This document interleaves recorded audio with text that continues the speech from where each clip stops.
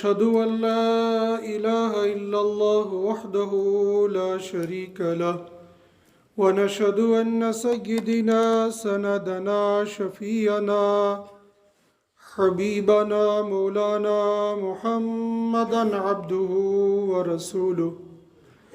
قال الله عز وجل في كلامه المبارك بعد أعوذ بالله من الشيطان الرجيم. بسم الله الرحمن الرحيم. يا أيها الذين آمنوا استجيبوا لله وللرسول إذا دعاكم لما يحييكم واعلموا أن الله يحول بين المرء وقلبه وأنه إليه تحشرون. واتقوا فتنة لا تصيبن الذين ظلموا منكم خاصة واعلموا أن الله شديد العقاب. سبحان ربك رب العزة عما يصفون وسلام على المرسلين والحمد لله رب العالمين. اللهم صل على محمد وعلى آل محمد كما صليت على إبراهيم وعلى آل إبراهيم إنك حميد مجيد. اللهم بارك على محمد وعلى آل محمد كما باركت على إبراهيم وعلى آل إبراهيم إنك حميد مجيد. يا رب صل وسلم دائما أبدا على حبيبك خير الخلق كلهم. يا رب صل وسلم دائما أبدا على حبيبك خير الخلق كلهم. يا رب صل وسلم دائما أبدا على حبيبك خير الخلق كلهم.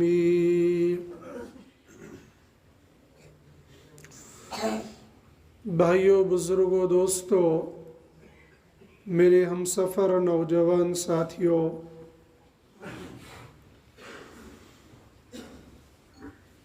रब्बुल आलमीन ने अपने बंदों को जब कोई हुक्म दिया तो हुक्म देने से पहले उनको अपनी तरफ मुतवज्जे करने के लिए पुकारा, बुलाया। तो बुलाने के लिए अल्फाज मुख्तलिफ रहे। कभी अलकाब से पुकारा, कभी मुतलक पुकारा और कभी खालिस हज़रत नबी करीम सल्लल्लाहु अलैहि वसल्लम से खिताब हुआ और हुक्म पूरी उम्मत को दे दिया। उन खिताबों में से खिताब है या अय्युहल्लज़ीना आमनू, ए ईमान वालो। कुरान में हम पढ़ते हैं, कहीं आता है या अय्युहर रुसुल, कहीं आता है या अय्युहन नास, कहीं आता है सीधा कुल।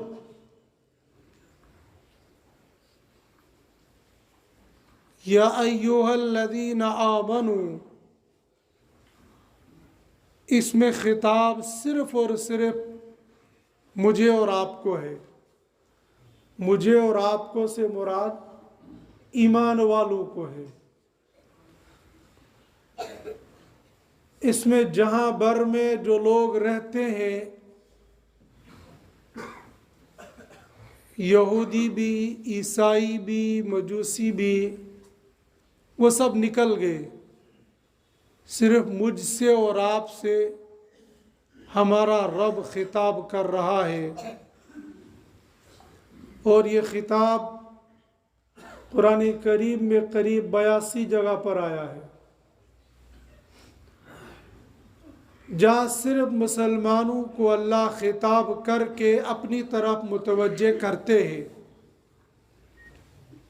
जैसे बंदा बंदे को मुतवज्जा करने के लिए पुकारता है, बेटा, खालिद, हामिद, डॉक्टर साहब, मुफ्ती साहब, कारी साहब,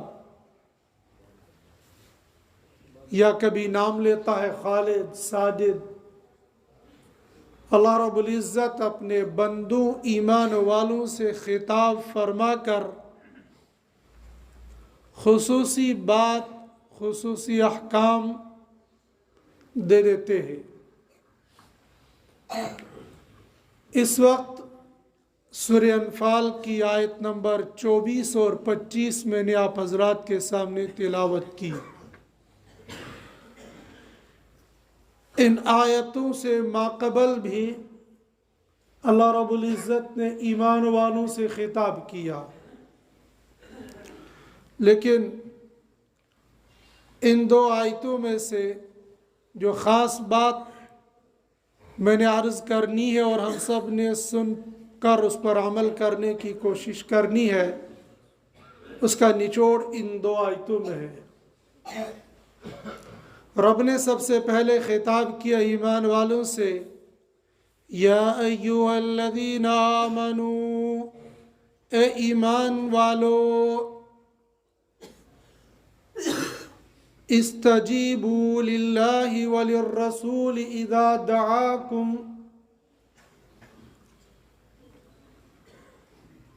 कबूल करो, जवाब दो। किसको? अल्लाह और उसके रसूल को। कब? इज़ा दआकुम, जब वो तुमको पुकारे।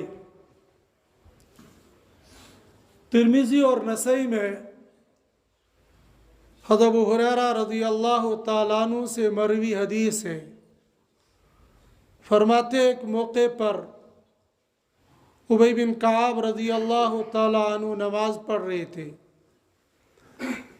आप अलैहिस्सलातु वस्सलाम ने उनको पुकारा, उन्होंने जवाब न दिया, जल्दी जल्दी नमाज पूरी की और हाज़िर खिदमत हो गए। अर्ज़ किया, या रसूल अल्लाह सल्लल्लाहु अलैहि वसल्लम, हाजिर हूँ। आपने फरमाया, देर क्यों लगाई? अर्ज़ किया, या रसूल अल्लाह सल्लल्लाहु अलैहि वसल्लम, नमाज पढ़ रहा था इसलिए देर हुई। आपने फरमाया, काब, क्या तुमने अल्लाह के कुरान को नहीं सुना? या अय्युहल्लज़ीना आमनू इस्तजीबू लिल्लाहि वलिर्रसूल इज़ा दआकुम, जब तुमको अल्लाह और उसका रसूल पुकारे तो तुम आ जाओ। अर्ज़ किया, या रसूल अल्लाह सल्लल्लाहु अलैहि वसल्लम, आइंदा ख्याल रखूँगा। उबई बिन काब रज़ी अल्लाह तआला अन्हु ये कुरान पढ़ने के माहिर थे। सहाबाई किराम तमाम के तमाम कुरान और हदीस के आलिम थे, लेकिन बाज़ सहाबा बाज़ कामों में माहिर थे। उबई बिन काब रज़ी अल्लाह तआला अन्हु ये कुरान के माहिर थे, और वो हदीस शायद हम सब ने सुनी होगी कि अल्लाह के हबीब सल्लल्लाहु अलैहि वसल्लम आए और उबई बिन काब रज़ी अल्लाह तआला अन्हु से फरमाया, काब तुम कुरान पढ़ो, मैं सुनूंगा। हज़रत काब ने अर्ज़ किया, या रसूल अल्लाह सल्लल्लाहु अलैहि वसल्लम, कुरान आप पर उतरा है, तो मैं पढ़ूँ और आप सुनेंगे? कि अल्लाह की तरफ से अम्र है कि काब पढ़े और तुम सुनो। तो वो खुशी के मारे रोने लगे, क्या वाकई अल्लाह ने मुझे पढ़ने का हुक्म दिया है? हज़रत काब रज़ी अल्लाह तआला अन्हु ये कुरान पढ़ने के माहिर थे, जिसको इस ज़माने के अंदर हम कहेंगे रईसुल कुर्रा। कारियों का सरदार, मादर इल्मी दारुल देवबंद में हज़रत मौलाना कारी अबुल हसन साहब को रईसुल कुर्रा कहा जाता था। हज़रत काब रज़ी अल्लाह तआला अन्हु को सहाबा में रईसुल कुर्रा, कुरान पढ़ने के माहिर और कारियों के रईस सरदार कहा जाता। ऐसे ही कुरान करीम की तफसीर में माहिर थे अब्दुल्लाह बिन अब्बास रज़ी अल्लाह तआला अन्हु, और कुरान और हदीस से मसाइल का इस्तिंबात करने में माहिर थे अब्दुल्लाह इब्न मसूद रज़ी अल्लाह तआला अन्हु, और हदीस में महारत रखने वाले थे हज़रत अबू हुरैरा रज़ी अल्लाह तआला अन्हु। हम जब भी हदीस की किताब को पढ़ते हैं तो बार बार अन अबी हुरैरा अन अबी हुरैरा अन अबी हुरैरा, हज़रत अबू हुरैरा रज़ी अल्लाह तआला अन्हु से रिवायत थे। अबू हुरैरा रज़ी अल्लाह तआला अन्हु फरमाते हैं, हदीस में बार बार उनका तज़किरा आता है। एक सहाबी ने पूछ लिया, अबू हुरैरा तुम ये बार बार हदीस हदीस सुनाते हो, यानी वो एक तरह से एतराज़ कर रहे थे कि तुम वाकई हदीसें तुमने ये सुनी है, कहीं ऐसा तो नहीं कि तुम अपनी तरफ से कुछ बात कह जाते हो और मंसूब करते हो हदीस की तरफ। हज़रत अबू हुरैरा रज़ी अल्लाह तो लगता है इस पर गुस्सा आया।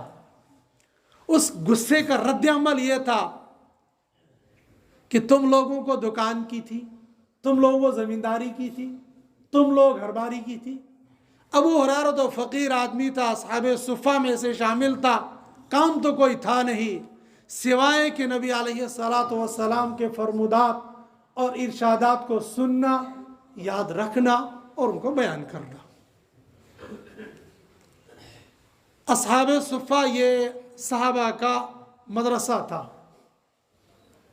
जिसमें अबू हुरैरा रज़ी अल्लाह तआला अन्हु माहिर शागिर्द रहे हैं।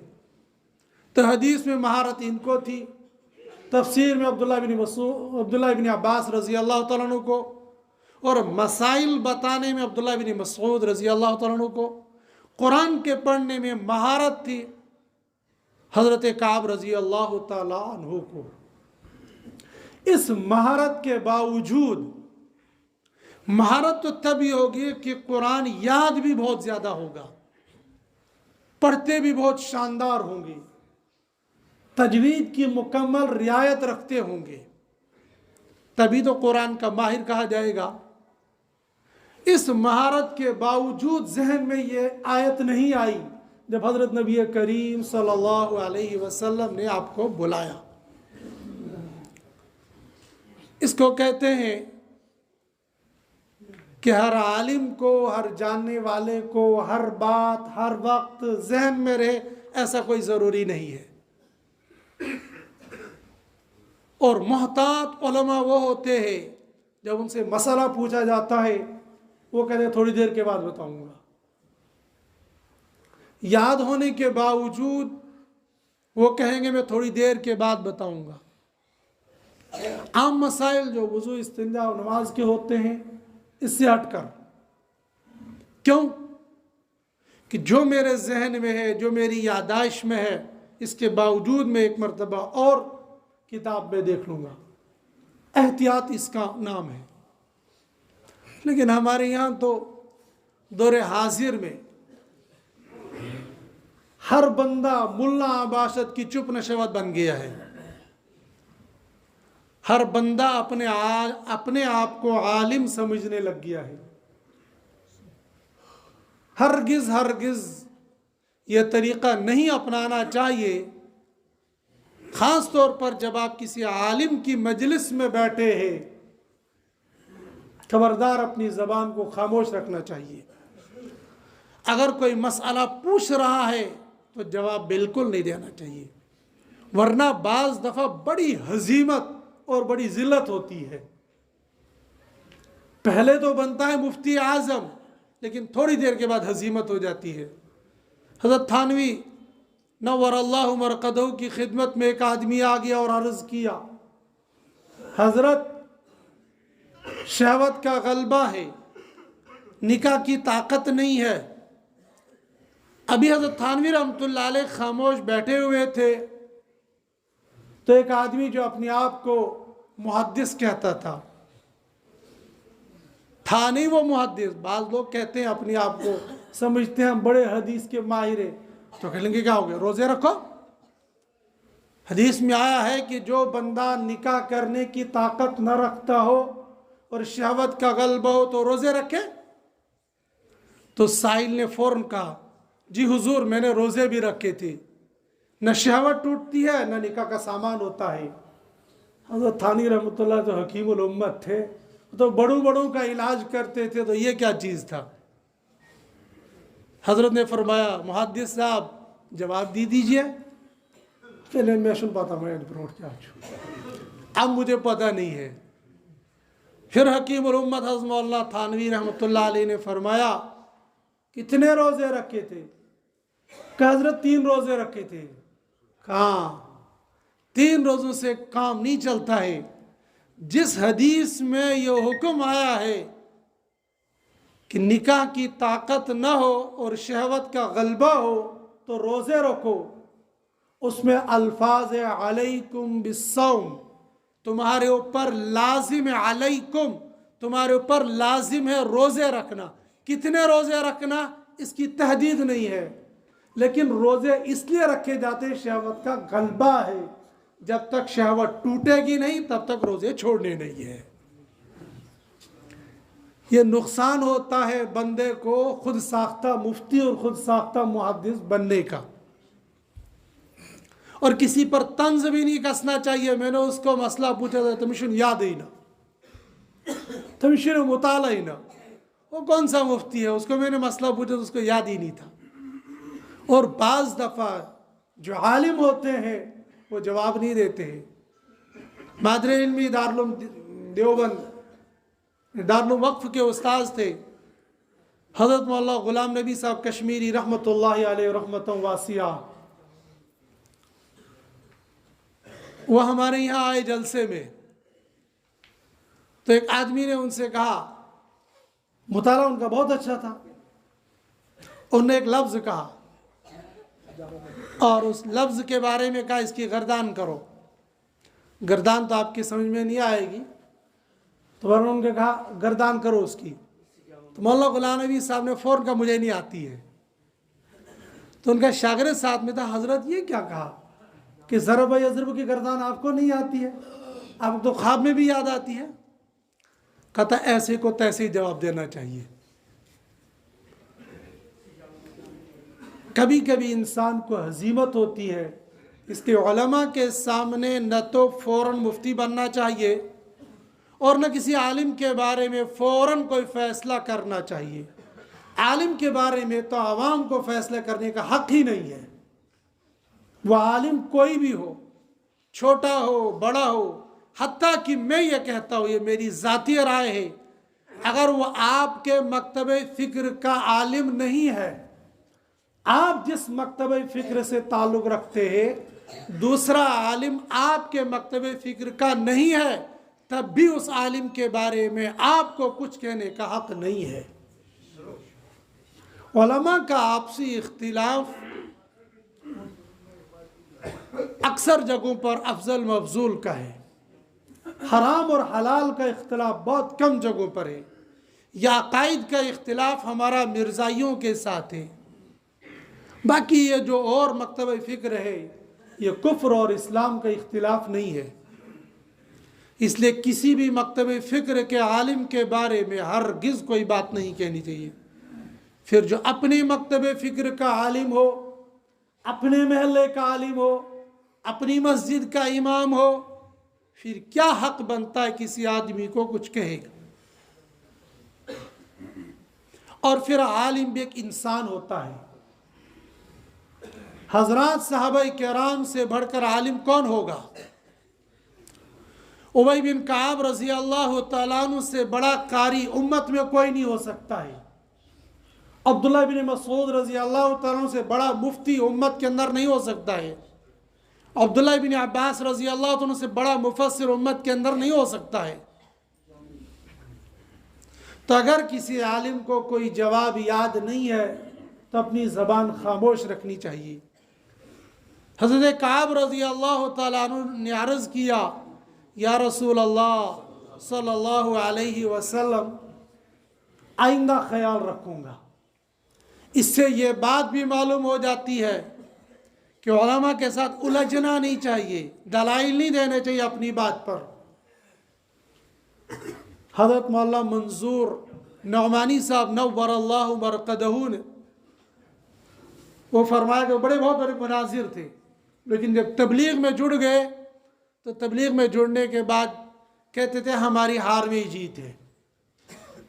बंदे को कभी कभी हार में ही जीत हो जाती है, और गलती मान लेना, इससे बंदा छोटा नहीं होता, इससे बंदा बड़ा बनता है। क्या मालूम है कि इंसान को याद नहीं रहा या मसला याद नहीं है। बंदा तो नमाज में इमाम साहब भूल जाते हैं, तो जब नमाज में भूल हो सकती है तो खारिज नमाज में अगर भूल हो जाए इसमें कौन सी बड़ी बात है, कौन सी मुश्किल बात है। उबई बिन काब रज़ी अल्लाह तआला ने फौरन एतराफ़ किया, आइंदा इसका ख्याल रखूँगा। क्यों बुलाया था, हदीस में इसका तज़किरा नहीं। हदीस के शान नुज़ूल में ये बात लिखी है कि उबई बिन काब रज़ी अल्लाह तआला अन्हु को बुलाया गया। असल शान नुज़ूल ये नहीं, असल शान नुज़ूल था बद्र का वाक़या, जब मुसलमानों की तादाद बहुत थोड़ी थी, कुफ़ार की तादाद ज़्यादा थी। फिर बहुत सारी बातें कही गई, जिनमें से एक बात यह भी कही गई थी कि जब तुमको अल्लाह और उसके रसूल बुलाएंगे किस चीज़ की तरफ, लिमा युहयीकुम, उस चीज़ की तरफ जो तुमको जिंदा करे, जो तुमको जिंदा रखे। सुद्दी रहमतुल्लाह अलैह ने और क़तादा रहमतुल्लाह अलैह ने और तफसीर मज़हरी ने लिखा है, लिमा युहयीकुम, वो चीज़ जो तुमको जिंदा रखे, इससे मुराद है जिहाद। जिहाद के ज़रिए से इस्लाम को तक़वियत मिली है, जिहाद के ज़रिए से मुसलमानों को इज़्ज़त मिलती है, जिहाद के ज़रिए से मुसलमान गालिब होता है। दिगर मुफस्सिरीन ने लिखा है, जो तुमको जिंदा करे, इससे मुराद ईमान है कि ईमान के अंदर मुकम्मल दाखिल हो जाओ। और दिगर मुफस्सिरीन ने लिखा है, लिमा युहयीकुम, जो तुमको जिंदा रखे, इससे मुराद कुरान है कि कुरान को पढ़ो, कुरान को अपनी ज़िंदगी में लाओ, कुरान की तरफ, ईमान की तरफ, जिहाद की तरफ। जिस चीज़ की तरफ तुमको अल्लाह और उसके रसूल बुलाएंगे, तुमको उसका जवाब देना चाहिए, तुमको आना चाहिए। उबई बिन काब रज़ी अल्लाह तआला अन्हु नमाज में थे, अल्लाह और उसके रसूल ने उनको बुलाया था। यहाँ से फुक़हा ने एक मसला निकाला है कि दौराने नमाज वो कौन सा काम है जिसकी वजह से बंदा नमाज में ताख़ीर कर सकता है या नमाज को तोड़ सकता है। चूँकि मेरे और आपके दरमियान में हज़रत नबी करीम सल्लल्लाहु अलैहि वसल्लम तो नहीं है, लेकिन क्या इस आयत के ज़िम्न में कोई मसला निकलता है कि जिससे बंदे को नमाज तोड़कर जाना चाहिए? फुक़हा ने इसकी मिसाल लिखी है कि एक नाबीना चल रहा था और बंदे ने अल्लाह अकबर या तो कहा था या वो ऐसी जगह पर नमाज पढ़ रहा था कि बंदा आम तौर पर जब नमाज पढ़ता है तकरीबन 4 सफ़ों तक गैर महसूस तरीक़े से बंदे की निगाह होती है, देखता नहीं है लेकिन पहुँचती है। इसलिए मसला यह भी है कि बड़ी मस्जिद, जिसको मस्जिद कबीर कहते हैं, 4 सफ़ों के बाद बंदा 5वीं सफ़ के आगे से बवक्ते ज़रूरत गुज़र सकता है। तो अगर ऐसी सूरत हाल में कोई नाबीना कुएं में गिरने लग गया है या कोई बच्चा वहाँ पड़ा हो और उस पर किसी मूजी जानवर ने हमला कर दिया, मिसाल, बच्चा पास में सो रहा था, माँ नमाज पढ़ रही थी या बाप नमाज पढ़ रहा था, अचानक वहां सांप गिर गया और सांप बच्चे की तरफ लपका, या यह नमाजी जंगल में नमाज पढ़ रहा था और बच्चा इसके साथ में था, वो सो भी नहीं रहा था, वो बैठा हुआ छोटा बच्चा था, अचानक खूंखार जानवर वहां से गुजरा, कुत्ता गुजरा, कोई और जानवर गुजरा जो बच्चे की तरफ लपका, तो फुका ने कहा कि ऐसे मौके पर बंदा नमाज तोड़ दे, इस बंदे को बचा ले, कुएं में गिर रहा हो वहां जाने से बचा ले, सांप हमला कर रहा हो वहां बचा ले, शेर हमला कर रहा हो, कोई और हमला कर रहा हो। गर्ज यह कि जहां पर बंदे की जान जाने का खतरा हो, बंदा ऐसे मौके पर नमाज तोड़कर उस बंदे की जान बचा सकता है। यह मसला यहाँ से फुक़हा इकराम ने निकाला है। वअलमू अन्नल्लाह यहूलु बैनल मर्इ व क़ल्बि व अन्नहु इलैहि तुहशरून, जान लो कि अल्लाह ताला हाइल हो जाता है बंदे और उसके दिल के दरमियान में, और बिलाशुबा उसकी तरफ तुमको लौट के जाना है। मुफस्सिरीन ने लिखा है कि बंदा जब नेकी का काम करता है और नेकी की तरफ चलना चाहता है तो अल्लाह रब्बुल इज़्ज़त उस बंदे के दिल और गुनाहों के दरमियान में आड़ पैदा कर देते हैं, तो बंदा नेकी की तरफ जाता है। और इसी का उलट भी लिखा है कि बंदा जब राह मुस्तकीम पर नहीं चलता है या नहीं चलना चाहता है तो अल्लाह पाक उसके और नेकी के दरमियान में आड़ पैदा कर देते हैं कि यह बंदा नेकी कर ही नहीं सकता है। जिसको कुरान का ख़तम अल्लाहु अला क़ुलूबिहिम व अला समइहिम व अला अबसारिहिम ग़िशावा, फिर बंदा बन जाता है लहुम क़ुलूबुन ला यफ़क़हून बिहा व लहुम अयुनुन ला युबसिरून बिहा व लहुम आज़ानुन ला यस्मऊन बिहा उलाइका कल अनआम। बंदे को हिदायत मिल जाना ये मिन जानिबिल्लाह है। बंदा अपने जोरे बाजू से कुछ कर ले नहीं, लेकिन बंदे को जब नेकी की तौफीक मिल जाए फिर नेकी की दुआ करना, अल्लाहुम्मा रब्बना ला तुज़िग़ क़ुलूबना बअद इज़ हदैतना व हब लना मिन लदुनका रहमा इन्नका अंतल वहाब। देने वाला तू ही है, तूने नेकी की हिदायत दी, अब जमा के रखना। हज़रत नबी करीम सल्लल्लाहु अलैहि वसल्लम अक्सर ये दुआ किया करते थे, अल्लाहुम्मा थब्बित क़ल्बी अला दीनिक, ए अल्लाह मेरे दिल को अपने दीन पर साबित कदम रखना। करना अलग बात है, इस्तिकामत अलग बात है। मुल्ला अली कारी रहमतुल्लाह अलैह ने लिखा है, अल इस्तिकामतु खैरुम मिन अल्फी करामतिन, छोटे से छोटे अमल पर मजबूती से कायम और दायम रहना वो 1000 करामतों से बेहतर है। मैं और आप जिस माहौल में जी रहे हैं यहाँ गुनाहों का माहौल है, यहाँ तरह तरह के खुराफात का माहौल है। इन खुराफात के माहौल में अल्लाह का अजाब आ सकता है। उसके लिए रब ने फरमाया वत्तकू फितनतन ला तुसीबन्नल्लज़ीना ज़लमू मिनकुम खास्सा वअलमू अन्नल्लाह शदीदुल इक़ाब। ऐसा मत ख्याल करना कि किसी खास गुनाह की वजह से खास गुनाहों पर ही अजाब आ जाएगा और तुम बच जाओगे। जब अल्लाह की गिरफ्त किसी गुनाह पर आ जाती है तो फिर नेक और बद दोनों पकड़े जाते हैं।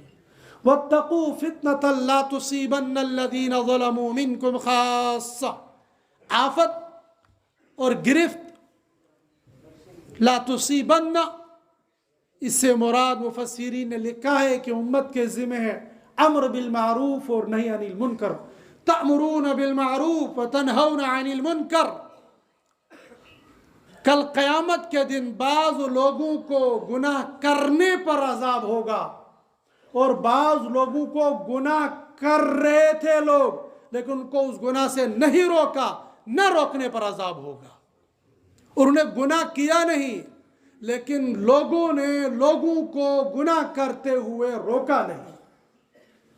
कुरान का तअमुरून बिल मारूफ, हुक्म दो व तन्हौन, और रोक लो।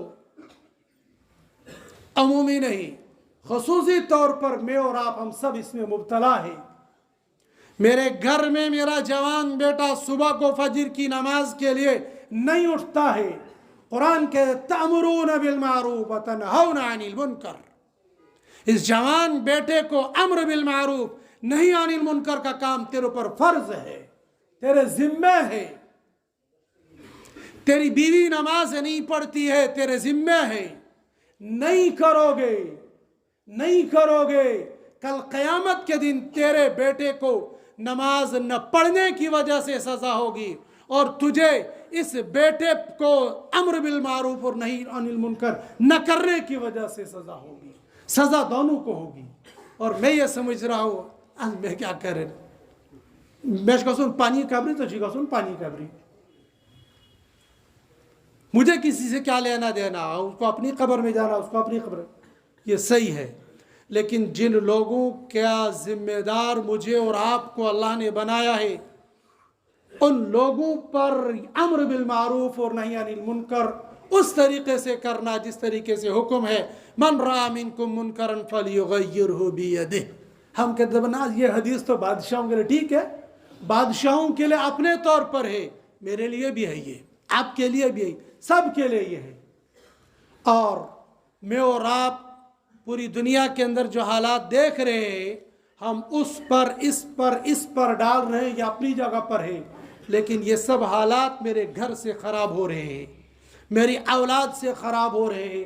लिहाजा ज़रूरत है मुझे और आपको अपने अमाल की इस्लाह के साथ साथ अपनी औलाद और अपने मातहतों, अपने पड़ोसियों, अपने यार दोस्तों पर भी निगाह करने की। कहीं ऐसा न हो कि ये आफतें हमारी वजह से आ रही हो, हम डाल रहे हो किसी और पर। हम समझते हैं नमाज तकरीबन 95%, 95 शायद मैं मुबालगे में कर रहा हूँ, है इससे ज़्यादा, 98% उम्मत बेनमाजी है, नमाज बिल्कुल नहीं पढ़ती है। हम जुमे का रश देख कर कहते हैं मुसलमान नमाजी है। फजर में देखो ना, फजर में कितने नमाजी होते हैं, नमाजी फजर में बेनमाजी होते हैं। नमाजियों का हाल होता है फजर के नमाज में नहीं होते हैं।